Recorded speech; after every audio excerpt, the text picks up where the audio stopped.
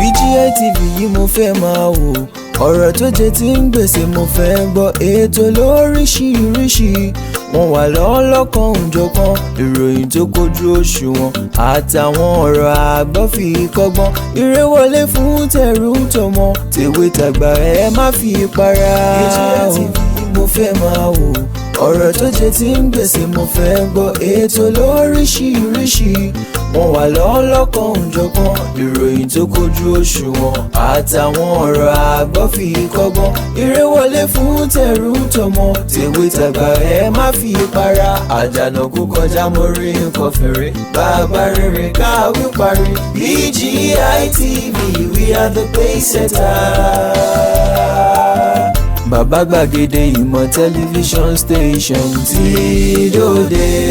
Iléeṣẹ́ amóhùnmáwòrán tó mọ bó ṣe ń lọ, tó ní ìròyìn kọ́ńbọ̀kì tó jẹ́ yàjóyàjó, ìròyìn àti ìsọfúnni àtìgbàdégbà, àwọn ètò tó ké pọ́pọ́ filẹ̀ má yí kúò ń bẹ̀, má gbé kúò ń bẹ̀, máa jẹ̀gbádùn ẹ̀ lọ. BGI TV, bàbá gbàgede ìmọ̀ TV. Èdùà Òkè ló dirí ẹwà fákòkò o, bí ọ̀kín bá tú ìyẹ́ ẹ̀ díẹ̀ ẹwà rẹ̀ àkàlẹ̀ àkà oko. Ẹ kàn sí ẹ̀ka ìpolówó ọjà wa láti bá wa dòwò pọ̀ lórí +234 70 38 22 61 60 fún àwọn tí ń bẹ lórílẹ̀‐èdè Nàìjíríà 070 38 22 61 60. BGI TV, bàbá gbàgede ìmọ̀ TV, ọ̀gá ni kọ́ń láwùjọ òkúta. Bàbá gbàgede ìmọ̀ tẹlifíṣọ̀n station tí dòde. tó mo kọ́ nílé mo kálejò, mo kí lọ́kùnrin bẹ́ẹ̀ ni mo kí lóbìnrin, mo kí ọmọdé mo kí àgbàlagbà, mo kí yín pé ojúmọ́ aláyọ̀ náà ló mọ́ gbogbo wa, ojúmọ́ ire, ojúmọ́ ayọ̀, ojúmọ́ dùnnú, ojúmọ́ àlàáfíà, ojúmọ́ ayọ̀ nìkan tó kọ́ ó tún wá jẹ́ nínú oṣù tuntun, ohun tuntun nígbà tuntun lásìkò tuntun náà ni ó máa wọnú ilé wa. Mo kí wa kí ojúmọ́ aláyọ̀ tòní, mo kí gbogbo ayé tí ń wò mí, gbogbo ojú tí ń wò mí pátápátá.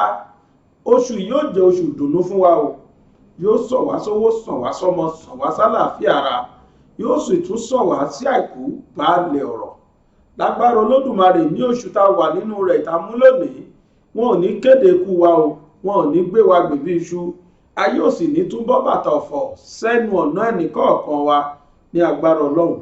Mo wá ṣe ládùúrà pé ojúmọ́ tó mọ́ wa lónìí, ojú wa ti bẹ̀rẹ̀ ẹ̀nà, kí Elédùà ọba òkè kó jẹ́ ká ṣe ó dàárọ̀ sí ara wa tó bá máa fi tó ìyálẹ́. Kọ́lọ́ má jẹ́ kílẹ̀ ṣúbà wa nu sàárè, kó má ṣùbà wa lọ́gbà ẹ̀wọ̀n, kó má ṣùbà wa ní police station, kó má ṣùbà wa ní hospital. Gbogbo àyè tí mo sọ yìí nílé ó ṣùbà àwọn èèyàn bẹ́ẹ̀, wọ́n fẹ́ wọ́n kọ̀. Kí Elédùà ọba òkè má jẹ́ kó ṣẹlẹ̀ sáwà, kó má jẹ́ kó ṣẹlẹ̀ sí ẹni tá a mọ̀, kó má jẹ́ kó ṣẹlẹ̀ sí ẹni tó mọ ẹni táwa mọ̀, láṣẹ Òdùmarè. Tó mú kí wa káàbọ̀ sórí ètò Ojúmọ́ Aláyọ̀. Lórí ètò yìí a máa ń ṣe bí ìpele bíi mẹ́ta ni a máa ń ṣe.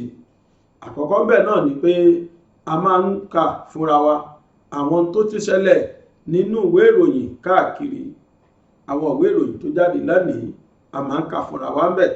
Bákan náà ni pé a tún wá sọ ara àwọn nǹkan gbòógì tá a kà nínú ìwé ìròyìn, a tún sọ fún wa ńbẹ̀, a wá ṣàlàyé ẹ̀ ní ọ̀rẹ́ kíníwín. Bákan náà ni pé a máa ń gbára wa ní ọ̀rọ̀ yanjú ní orí Ojúmọ́ Aláyọ̀. Àwọn ìpele mẹ́tẹ̀ẹ̀ta yìí òun náà la fi bẹ̀rẹ̀ pélé tòní. Mò ń bọ̀ náà, ẹ jẹ́ a dé ilé agbára. Àwọn tí wọ́n ṣe olùgbọ̀wọ́ Ojúmọ́ Aláyọ̀ láàárọ̀ yìí, àwọn náà la fẹ́ polówó nínú wọn náà. Mò ń bọ̀. Ilẹ̀kẹ̀ pọ̀ gbó kí ṣọ̀gbó tó yan kele láàyò, ọ̀pọ̀ igi ní bẹ nígbó ká tó fi gé ọmọ gbẹ́gbẹ̀dù. Ilé ìwé Calvary tí ń bẹ ní Arépo, ọ̀gá ni kọ́ń láwùjọ òkúta mo gbà. Kákọ́ ọmọ ní ìmọ̀ ẹ̀kọ́ ìwé tó yanrantí tí ò lábùlà. Àní tẹ̀gọ́ ní ẹ̀, ilé ìwé Calvary ni ẹjẹ́ àgbé fún o. Yàrá ìkówé sí tó kún fọ́fọ́ fún ojúlówó ìwé. Yàrá àṣedọ́rawò tó ní àwọn irinṣẹ́ ìgbàlódé tí ìmọ̀ ìjìnlẹ̀ bíbá. Yàrá ìkàwé tí ń pe ọmọ wá kà mí. Dánwò ń lóbi ìyá ọ̀kẹ́rẹ́. Àyè ìgbaniwọlé ń bẹ sí àwọn yàrá ìkàwé bíi ìwé ń derí àbá òṣòfò, nursery, primary, girama kékeré, tòun girama àgbà. Ìjọba lù ló ń tẹ̀ gbà. gbà. Calvary Group of Schools ń bẹ ní 125 Calvary Avenue Pipeline Àrèpò ìjọba ìbílẹ̀ Ọbáfẹ́mi Owódé ìpínlẹ̀ Ògùn. Ìkànnì ìbánidọ́rẹ̀ẹ́ wọn rèé o @School Calvary tàbí ìkànnì tọrọ yín léka wọn www.calvarygroupofschools.com. ẹ̀rọ ìbánisọ̀rọ̀ tẹ́lẹ̀ kàn sí rèé 08164335641 tàbí 07039884475. Calvary Group of Schools, trust in God. mo kí yín káàbọ̀ Calvary Group of Schools. Àwọn náà ni ẹni àkọ́kọ́ tó ṣe onígbọ̀wọ́ ètò ojúmọ́ aláyọ̀ ti tàárọ̀ yìí. Mo sì kí wọn. Bákan náà mo fẹ́ sọ fún gbogbo ẹ̀yin òbí, ẹ̀yin tí ẹ ní májèsín tí ẹ nọmọ wẹ́wẹ́ tó sì ń lọ léèwé girama tàbí léèwé alákọ̀ọ́bẹ̀rẹ̀, ẹ ṣe mú ọmọ yín lọ sí Calvary Group of Schools. Tó bá jẹ́bi tẹ́yìn wà ó jìnnà sí Àrèpò ní ọ̀nà Mòwe, yàrá ìgbé tí a mọ̀ sí hostel wọn ní níbẹ̀ tẹ́ ẹ jẹ́ pé ọmọ tí ẹ bá fi síbẹ̀ wọ́n lè máa bá yín tọ́jú ẹ̀ tí wọ́n pèsè ààbò tó péye àti ilé tó péye. Yàrá akẹ́kọ̀ọ́ lóríṣiríṣi ni wọ́n ní àtàwọn nǹkan míì. Ẹ lọ sí Calvary Group of Schools, ẹ pè àwọn nọ́mbà tí a polówó yẹn kẹ́yìn náà rí pé oyin òun náà ni a polówó fún yín tó. Ohun tí ń fi bẹ̀rẹ̀ ní àárọ̀ yìí òun náà ni ọ̀rọ̀ ìròyìn Ògùn State. Ìyẹn ni pé láti ìpínlẹ̀ Ògùn wọ́n ní gómìnà Dàpọ̀ Abíọ́dún ló kọ́kọ́ sọ̀rọ̀ láàárọ̀ yìí láti inú ìwé Guardians òní máa fi bẹ̀rẹ̀ o. Gómìnà Dàpọ̀ Abíọ́dún sọ pé ìjọba àpapọ̀ wọ́n jẹ ìpínlẹ̀ Ògùn ní 300 bílíọ̀nù náírà o. Ìjọba àpapọ̀ wọ́n jẹ ìpínlẹ̀ Ògùn ní 300 àpapọ̀ bílíọ̀nù náírà fún owó yìí jẹ́ owó tí ìjọba ìpínlẹ̀ Ògùn tí wọ́n fi tún àwọn ọ̀nà tó jẹ́ tìjọba àpapọ̀ tí a mọ̀ sí Federal Road tí wọ́n fi tún ṣe. Wọ́n ní àwọn owó yìí o ìjọba àpapọ̀ ò tí ì dá padà fún àwọn. Gómìnà ìpínlẹ̀ Ògùn ló sọ bẹ́ẹ̀ wípé àwọn ti ná tó 300 bílíọ̀nù náírà o láti fi tún àwọn ọ̀nà tó jẹ́ tìjọba ṣe, tó jẹ́ tìjọba àpapọ̀ ṣe. Pẹ̀lú ẹ̀ náà ìjọba àpapọ̀ kò fún àwọn ní owó yìí o.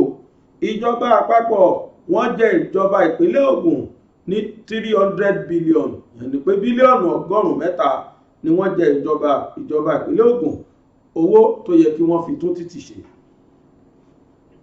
Láti inú ìwé Guardians bákan náà ni mo tó sì wà o. Ìròyìn títẹ́lẹ̀ yìí ló ń sọ pé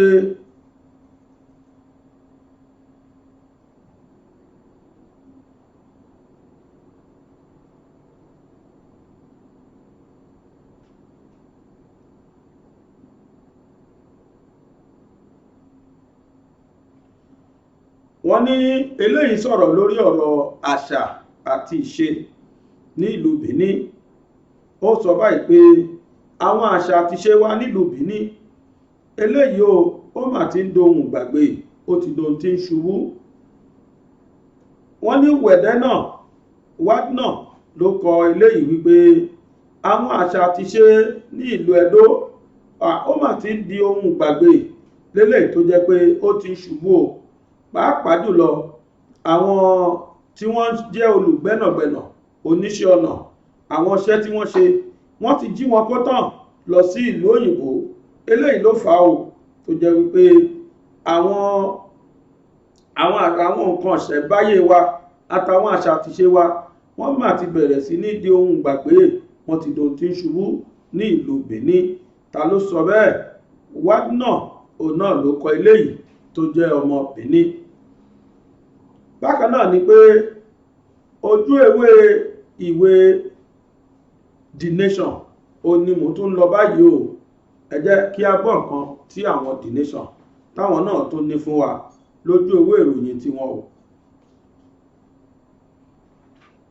Tẹ́lẹ̀tẹ́lẹ̀ ṣe mo sọ fún wa rí wípé a ti kà fún wa ń bírí pé àwọn olùṣọ́, àwọn tí wọ́n wà tí wọ́n mójútó ẹ̀ṣọ́ ojú ọ̀nà fún ilẹ̀ Nàìjíríà tá mọ̀ sí Federal Road Safety Commission. A ti sọ níbi ọ̀sẹ̀ tó kọjá pé wọ́n ò ní pẹ́ bẹ̀rẹ̀ in tí a pè ní Operation Show Your Driver's License. Yẹn ni pé ìwé ìwakọ̀, ìwé àṣẹ ìwakọ̀ fún àwọn olùwakọ̀. Wọ́n ní wọ́n máa bẹ̀rẹ̀ sí ní béèrè ìwé àṣẹ yìí o, ìwé àṣẹ ìlámọ̀ sí driver's license. Wọ́n ní wọ́n ti wá bẹ̀rẹ̀ iṣẹ́ náà báyìí. Àwọn ẹ̀ṣọ́ ààbò ojú ọ̀nà tí a mọ̀ sí Federal Road Safety Commissions, wọ́n ní láti òní lọ báyìí, wọ́n ní wọ́n ti bẹ̀rẹ̀ sí ní yẹ àwọn ìwé tó fún àwọn awakọ̀ ní àṣẹ wípé wọ́n lè wa ọkọ̀ lójú pópó, eléyìí tí a mọ̀ sí driver's license. Wọ́n láwọn àwọn Federal Road Safety yẹn ni pé àwọn olùṣọ́ ààbò ojú ọ̀nà, wọ́n ní wọ́n ti bẹ̀rẹ̀ sí ní yẹ̀wò báyìí o. Eléyìí kò jẹ́ ìkìlọ̀ fún gbogbo ẹni tí ń wa mọ́tò jáde láì mú káàdì pélébé ìdání, wípé kẹ́ẹ̀yà gbìyànjú láti máa mú àwọn káàdì ìdání o, torí pé látòní lọ wọ́n ní wọ́n ti bẹ̀rẹ̀ sí ní mú dání. Ìròyìn tí mo tún fẹ́ kà fún wa nísìnyí, òun náà ni tó wá látojú ìwé Daily Trust. Wọ́n ní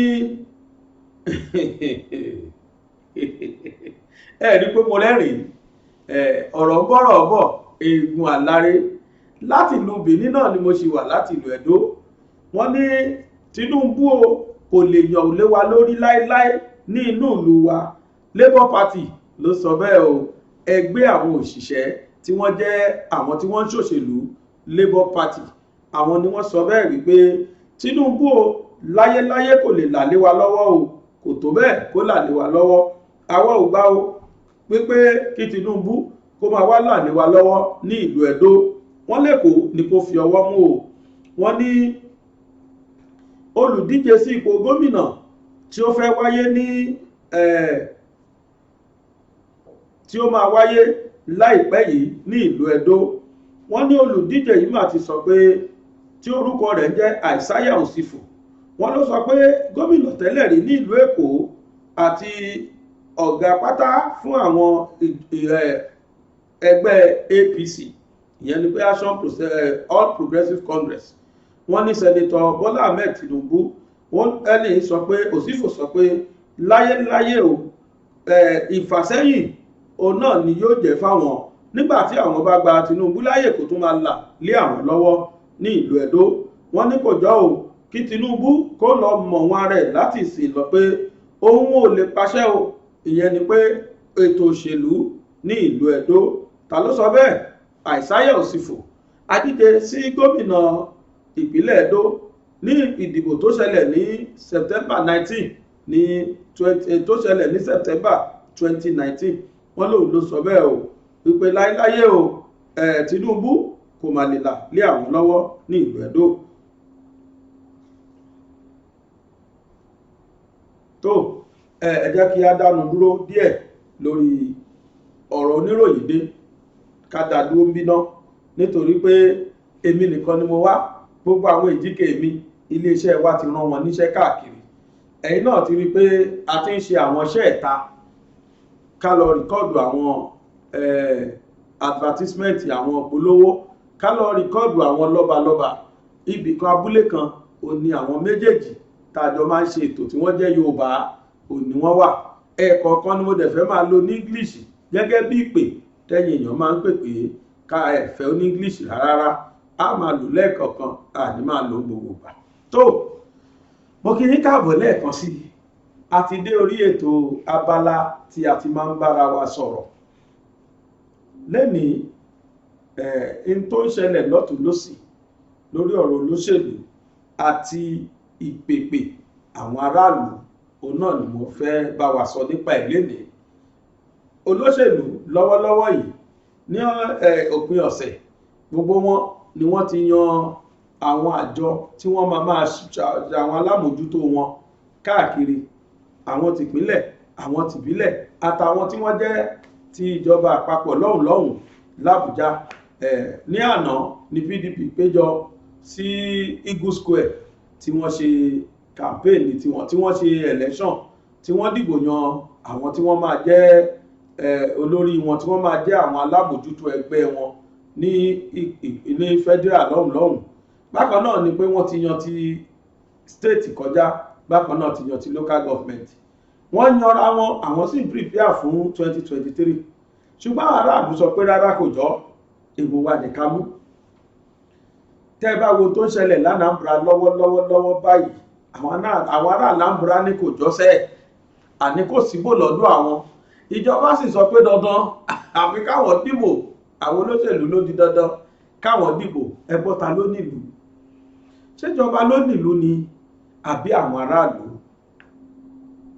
táwọn aráàlú fi máa sọ pé nǹkan báyìí làwọn fẹ́ tíjọba máa ní rárá kò rí bẹ́ẹ̀ èyí táwọn fẹ́ rèé ẹ gbọ́ àṣẹ ta ló yẹ kó ṣẹ tèmi rí bẹ́ẹ̀ ni pé àṣẹ aráàlú ló yẹ kó ṣẹ léjọba lórí nítorí pé tá à ń pè níjọba ni pé ìjọ àwọn ọba gbogbo aráàlú pátápátá lọ́ba ọba kan bá lórí ọba ni a fi ọba síwájú kó ṣe lórí ni lórí ìjọ la fi ń pè ní ọba ṣùgbọ́n ìjọ àwọn ọba pátápátá àwọn aráàlú ló ń jẹ́ ìjọba gẹ́gẹ́ bólóyìnbó náà ṣe máa ń sọ kò sí nǹkan tó ń jẹ́ democracy ju pé ìjọba fáwọn aráàlú tí àwọn aráàlú ṣe tó sì ń ṣe fún àwọn aráàlú government of the people by the people and for the people náà ló jẹ́ democracy tíjọba bá ti wá sọ pé òun ò sí fún people mọ́ òun ò sí fáwọn èèyàn mọ́ tíjọba bá ti sọ pé ìjọba tàwọn kì í ṣe ìjọba àwọn èèyàn by the people tíjọba bá tún wá sọ pé kì í ṣe ìjọba of the people yẹn ni pé àwọn kì í ṣe ìjọba tó jẹ́ pàwọn èèyàn ló gbé lẹ̀ àfi káwọn máa pàṣẹ fáwọn àwọn ìjọba yẹn ni pé káwọn máa pàṣẹ fáwọn aráàlú irú ìjọba bẹ́ẹ̀ ẹ ti mọ̀ pé ìjọba bẹ́ẹ̀ à ní tó ń pè ní problem á níṣòro tó pọ̀ ètò ìṣẹ̀lẹ̀ gangan náà rèé tó fi jẹ́ pé tọmọdé tàgbà ni wọ́n ń pàdánù ní Anambra àwọn yẹn làwọn ò fẹ́ kígbò wáyé ìjọba ṣáà ní dandan àfi káwọn yóò lórí fún yín dandan obìnrin wa ti ń tàtọ̀rìn ọkùnrin ń tàtọ̀rìn ẹ jẹ́ káwọn ta ló fẹ́ lómi lẹ́yìn ẹsẹ̀ jura wọn lọ ó ṣẹlẹ̀ ilẹ̀ Yorùbá náà tí Yorùbá sọ náà ni wípé ó ti tó gẹ́ ìwé àbádòfin olórí burúkú constitution 99 ó náà kú tún máa lò òun náà máa fi sú àwọn yìí òun náà ni wọ́n máa fi pè wọ́n ní governor náà máa fi sú àwọn yìí as governor as president as senator òun ni wọ́n máa fi gbé wọn wọlé òfin náà dẹ̀ ni wọ́n máa lò òfin dẹ̀ làwọn èèyàn láwọn ò fẹ́ gbọ́ mọ́ torí pé kì í ṣòfin tí wọ́n ṣe ń torí aráàlú wọ́n ṣe ń torí ìran kan ni ìran wo torí ìran Fúlàní kì í ṣòfin tó ran aráàlú kọ̀ọ̀kan lọ́wọ́ kò sì lè mú òfin yẹn ò lè mú ìdàgbàsókè kan bá lù ṣe báwa náà rí bí lù ṣe ń rí àwa náà rí bí lù ṣe wà ṣebí bákan nílùú ìṣe wà ní 85 82 80 sí 70s ẹ wo Nàìjíríà gbà yẹn ẹ wá wo Nàìjíríà sí gbogbo olùtẹ̀mí mọ̀ àwọn máa ń dàgbàsókè ní Nàìjíríà ń padà sẹ́yìn tiẹ̀ ni nítorí wípé a ṣe òfin tó lè ran gbogbo aráàlú lọ́wọ́ àfi tó máa ran àwọn ọ̀ràn kan lọ́wọ́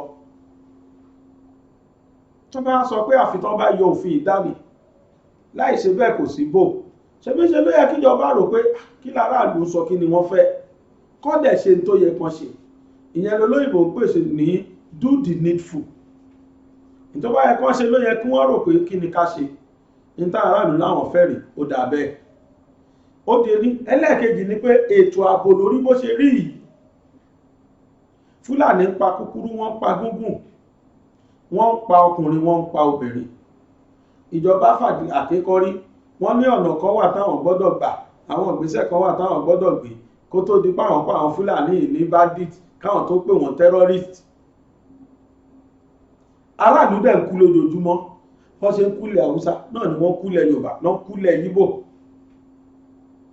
ẹ pa àwọn ará bíi terrorist kan lè discipline wọn ní rárá o ṣùgbọ́n béèyàn kan bá sọ̀rọ̀ kan pẹ́rẹ́ tó bá bá àwọn ará bíi wí bí wọ́n ṣe máa mú un balẹ̀ ni wọ́n máa wá láì gbébọn láì ṣẹ̀ láìrò ìlú mi dẹ̀ dùn pé àwọn tí wọ́n jẹ́ ti Yorùbá táwọn náà ní dandan àfi káwọn gbé 2023 àwọn náà lẹ́tí gbọ́ tí wọ́n ti ń yẹpẹrẹ díẹ̀díẹ̀ yìí Ẹdó nísìn wọ́n ní kí láńlọ́ọ̀dù bọ́dúnlọ́ wọ́n ní ó dúró sí kò lè pàṣẹ fáwọn ń tà wọn o kó má wà sọ́dọ̀ àwọn rárá kó má wà pàṣẹ fáwọn lọ́dọ̀ àwọn ní báwọn ṣe ń ṣe ẹgbẹ́ òṣèlú tàwọn àwọn dẹ̀ ní báwọn ṣe ń ṣèjọba ó ṣe máa rí nìyẹn ẹ̀mọ̀ pé tágbàlagbà bá ti so àgbàdo mọ́dì ó máa da láwàdẹ̀ ìdìyẹ ni Ojúmọ́ Aláyọ̀ lètò, ètò lójúmọ́ Aláyọ̀, mò ń padà bọ̀. Categories of schools of learning are within our vicinity. Citadel of Learning are in existence today, but Calvary Group of Schools, Arepo, is one in a million. Teaching of students with suitable learning and understanding with excellence, Calvary Group of Schools is the best choice with a conducive teaching environment. Equipped library with basics books, certified laboratory with modern scientific equipment, conducive attractive teaching classrooms. Give it a trial as it convinces you. Admission is still in progress into these following classes: crèche, nursery, primary, junior secondary school, and senior secondary school. Calvary Group of Schools is a government-approved school situated at number 1 to 5 Calvary Avenue, Pipeline, Arepo, Obafemi Owodo Local Government Area, Ogun State. Calvary Group of Schools mail is school@calvarygroupofschools.com. Admin at calvarygroupofschools.com. Facebook handle at School Calvary. Website address www.calvarygroupofschools.com. Phone numbers 081-6433-5641 or 070-3988-4475. Calvary Group of Schools. Trust in God, building on solid foundation.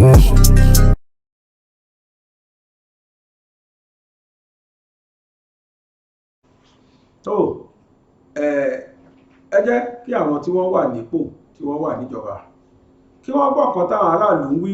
Ìgbà yẹn náà nílùú tó lè tòrò, nílùú tó lè tùbà túṣẹ́. èmi bébì ṣe wà yìí, èmi náà ti ń gbìyànjú. Ní last week àwọn kan fi mí ṣẹlẹ́yà lọ́sẹ̀ tó kọjá jọ sátidé pé mo ní mo ráàpù. Ó yà mí lẹ́nu pé ṣé mi ráàpù dáadáa ni. Kódà mo tó ti wá lọ, mo ti lọ léèwé orin nísìn. Orin kan wà tí mo fẹ́ máa kọ sí. Mo ti kọ dáadáa. Tí n bá kọ dáadáa ẹ jẹ́ mọ̀ nílé o. Torí nísìn bó ṣe wà, mo ti sọ fún Wizkid, mo sọ fún kí lórúkọ ètò péré lọ́mọ àbólówó Davido, mo sọ fún Davido pé kọ́ máa retí mi, mò ń bọ̀ lọ́nà. Orin yẹn adúmọ̀lá tó mọ̀ tọ́ pọ̀pọ̀pọ̀pọ̀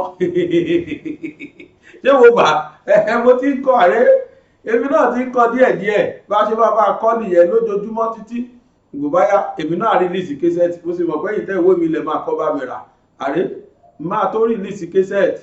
Àwọn sọ fáwọn onílù pé kán máa gbáradì. Don Jazzy ó jẹ́ tètè wá sáyìn mi torí mo lóhùn jù ẹ lọ, mo sì gúdù jù ẹ lọ.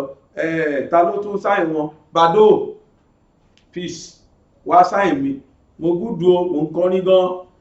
Ẹ̀gbọ́n tí mo kọ́ sí tó mọ̀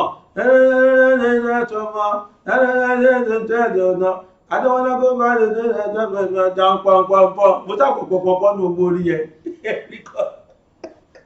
Ẹni wá pàbírí tí bá ti ń gbórí yẹn, mo ṣàgbọ́ pọ̀npọ̀npọ̀ gbogbo tí mo gbọ́ nú ẹ̀ pọ̀npọ̀npọ̀ náà ni. Ọlọ́run ayọ́nú sí wa.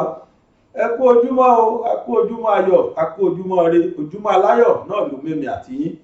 Lágbára Ọlọ́run ẹ̀rín náà lámàárín àní sunkún pẹ̀lú ògo Ọlọ́run. Ẹkún ò ní kan ẹnìkọ̀ọ̀kan wa.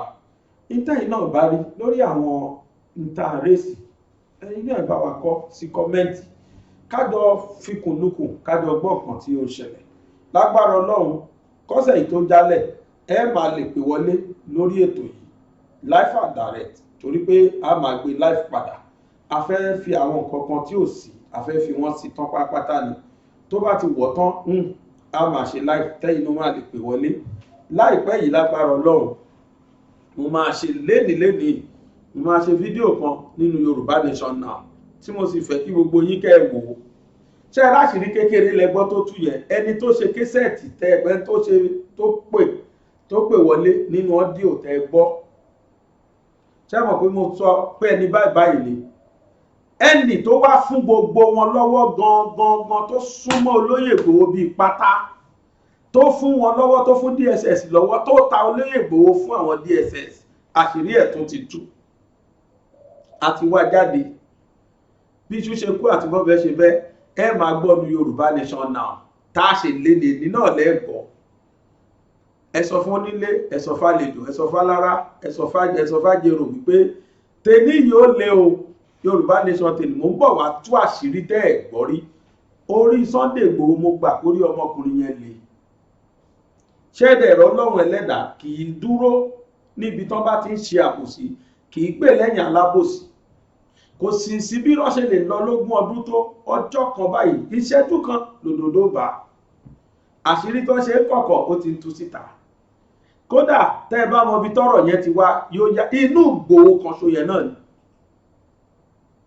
inú Ìgbòho kan ṣo yẹn náà ó lọ̀rọ̀ ti wá kì í wá ṣe Ìgbòho nìkan ó tún kan ìlú Ìgàngàn níbi tọ́rọ̀ tó ti wá connection burúkú ó la arábí yẹn lò àwọn arábí yẹn ó connection ni wọ́n lò àwọn DSS tẹ́ ẹ bá rántí ẹ gbọ́ pé wọ́n lẹ́nìkan ń pè wọ́n pé ó wà nílé ẹ padà ẹni tó sọ bẹ́ẹ̀ gangan àṣírí ẹ̀ ti tú àti mọ̀tọ̀ ọ̀hún ẹ wò live and direct nígbà tí bá ṣe Yorùbá Nation live Yorùbá Nation now ẹ ṣá farabalẹ̀ ẹ rí kílẹ̀ tó ṣú lénìí tá a gbé jáde tèmi yìí ó kún pọ́pọ́pọ́ ni tó Ọlọ́run ó ṣe dáadáa fún wa ojúmọ́ ayọ̀ tó mọ́ wa yìí kò ní di ojúmọ́ ìbànújẹ́ lágbára Ọlọ́run kò ní dojúmọ́ ẹ̀jẹ̀ kò ní dojúmọ́ ẹkún ẹ jẹ́ ká tún jọ pàdé lọ́la nígbà tèmi àti jíkẹ́ mi tí a tún jọ wá ní ọ̀la èmi àti Ràbílà làwà lájọ wá lọ́la lágbára Ọlọ́run tó bá tún dọ̀túnla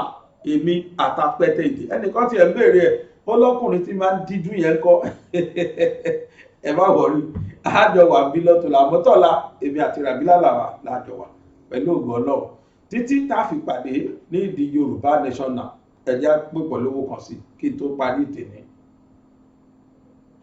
tó wọ́n ti sọ fún mi ẹnjìníà mi ní rárá kí n máa lọ lé ní lásìkò tító tó oníyanṣẹ́ ọlọ́kà ṣe o gbogbo ẹ̀yin tí ẹ fìfẹ́ jẹ títàárọ̀ yìí gbogbo yín náà lákì ẹ̀jẹ̀ àtúnjọ pàdé ní ọ̀la lágbára Ọlọ́run lórí ojúmọ́ aláyọ̀ kójúmọ́ aláyọ̀ kó tún jọ mọ́ gbogbo wa o láyọ̀.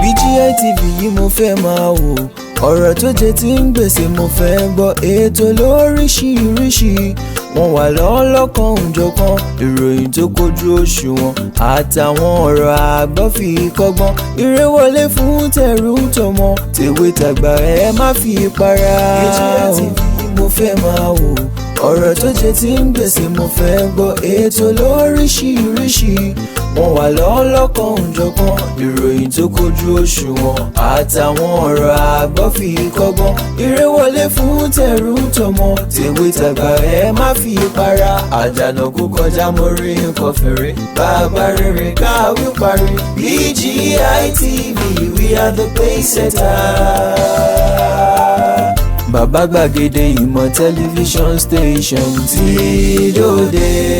Iléeṣẹ́ amóhùnmáwòrán tó mọ bó ṣe ń lọ tó ní ìròyìn kọ́ńbọ̀kì tó jẹ́ yàjóyàjó ìròyìn àti ìsọfúnni àtìgbàdégbà àwọn ètò tó ké pọ́pọ́ flẹ̀ má yí kúò ń bẹ̀ má gbé kúò ń bẹ̀ máa jẹ̀gbádùn ẹ̀ lọ BGI TV Bàbá Gbàgede ìmọ̀ TV Èdùà Òkè ló dirí ẹwà fákòkò o bí ọ̀kín bá tú ìyẹ́ ẹ̀ díẹ̀ ẹwà rẹ̀ àkàlẹ̀ àkà oko ẹ kàn sí ẹ̀ka ìpolówó ọjà wa láti bá wa dòwò pọ̀ lórí +234 70 38 22 61 60 fún àwọn tí ń bẹ lórílẹ̀‐èdè Nàìjíríà 070 38 22 61 60 BGI TV Bàbá Gbàgede ìmọ̀ TV ọ̀gá ni kọ́ń láwùjọ òkúta.